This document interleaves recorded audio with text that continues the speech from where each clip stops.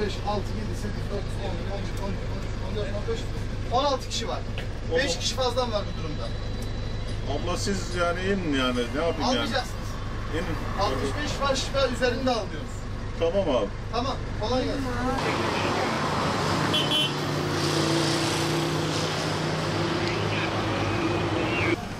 O hangisi?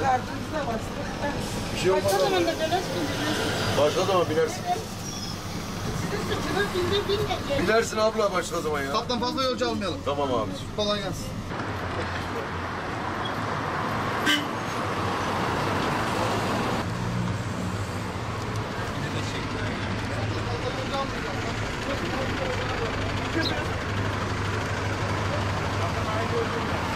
Tamam, 65 yaş ve üzerine almıyoruz. Almıyoruz 65 yaş üstü. Tamam.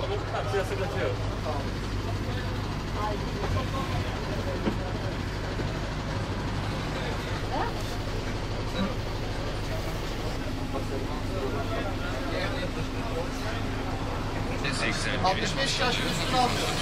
Kolay gelsin. ölenlerin oranı ise %1 ile %2 arasında. Yani koronaya yakalanan Tamam kaptan, kolay gelsin. Teşekkür ederim. Kolay gelsin. Çok teşekkür ederim. Al abi. Abi kim ne dediğini bilmiyor ki ne, kim nasıl bir şey dediğini bilmiyor ki ne. Dur abi bana. Tamam, ayakta al bak. Koltuk sayısı ikisinin yarısı var. Koltuk yarısının yarısı.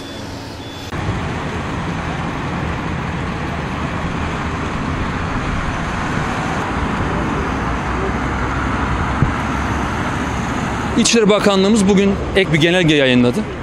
Burada amaç yine toplum sağlığını korumak, vatandaşlarımızın sosyal mesafesini olabildiğince korumasını sağlamak için ulaşımda da yeni tedbirler aldık. Şehir içi ulaşımda özellikle ve şehirler arasında buna geçerli. Otobüsler, dolmuşlar en fazla %50 kapasiteyle çalışacaklar. Vatandaş birbirine değmeden oturacak, bir koltuk boş bırakacak. Biz bu anlamda Gaziantep Büyükşehir olarak da gerek duraklarda gerek otobüslerimizde bu kontrolü yapıyoruz. Şu an otogarda da aynı kontrolü yapıyoruz. Şehirler arası yolcularımızda da bu uyarı yapıyoruz firmaları. Burada amacımız vatandaşlarımıza bu konunun önemini anlatmak, hassasiyetini anlatmak. Ticaret Bakanlığımız, Sağlık Bakanlığımız, Çevre Bakanlığımız, bütün bakanlıklar şu an kendi görev alanı ile ilgili genelgeleri yayınlıyor. Biz de yerelde belediyeler olarak, valilik olarak bunları takip ediyoruz. Vatandaşlarımızı uyarıyoruz. Lütfen bu kurallara uyalım. Duraklarda, otobüslerde, dolmuşlarda bakanlığımızın çıkardığı genelge gereği bu mesafeyi koruyalım. Öbür türlü durumlarda tekrarında bu konuda vatandaşımızın üzülmesini istemeyiz. Karşıdan geçeyim mi?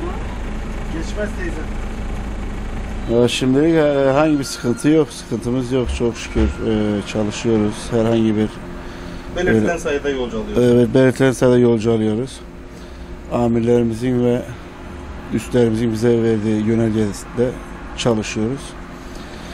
Araçlarımızda gerekli gıda temizlikleri, yemek temizlikler, son duraklarda temizliklerimiz yapılıyor. Hepsinde yani normal dışı herhangi bir şeyden karşılaşmadık bugüne kadar. Arada sırada yaşlı vatandaşlarımız veyahut da duyarsız olan kişileri de uyarıyoruz zaten. Onlar da genelgeye uyuyor. Şu anda sabah bize bildirilen yolcu koltuk sayısının yarısınca alınacak.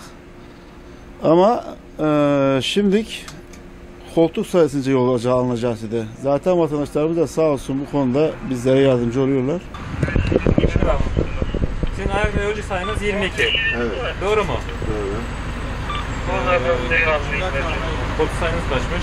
Bize verilen emre göre hareket ediyoruz. İşte vatandaşlarımızı tek tek koltuklara birden fazla almıyoruz şu anda. 2 kişi yan yana oturtturmuyoruz şu anda. Neden başladı bu uygulama? Bu uygulama bugün sabah başladı. Nasıl yolcular nasıl karşılıyorsunuz? Gayet normal karşılıyor. Onlar da uygun karşılıyorlar yani.